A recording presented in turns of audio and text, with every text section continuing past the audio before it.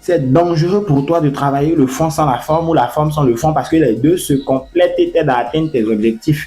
Bienvenue dans une phrase, une leçon, une astuce pour changer de vie. On dit souvent que les apparences sont trompeuses, mais on juge à l'apparence. Si tu veux entrer dans un monastère, que tu t'habilles en moine, on va t'ouvrir les portes du monastère. Mais une fois que tu es rentré, si on se rend compte qu'en réalité, tu n'es pas moine, on va te taguer d'arnaqueur, on va te chasser comme un malpropre. Voilà pourquoi tu dois travailler autant la forme pour entrer dans le monastère, mais le fond, donc devenir moine pour demeurer dans le monastère. Parce que quand tu travailles ton fond, tu es talentueux, tu es compétent, mais sans travailler ta forme, tu rates des opportunités. Des gens moins talentueux que toi ont des opportunités que normalement tu aurais dû avoir. C'est un peu comme si on te présente un sac Gucci neuf et puis un sac pourri qui contient 1 milliard, mais tu ne sais pas.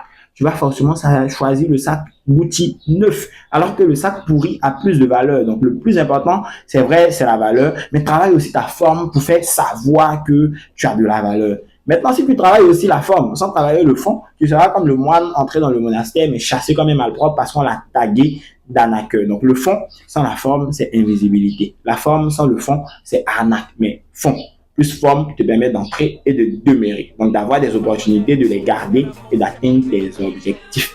Dis-moi en commentaire, entre le fond et la forme, qu'est-ce que tu dois travailler davantage pour atteindre tes objectifs. Partage la vidéo à quelqu'un que ça peut aider et abonne-toi pour ne rien manquer du contenu utile de tous les jours.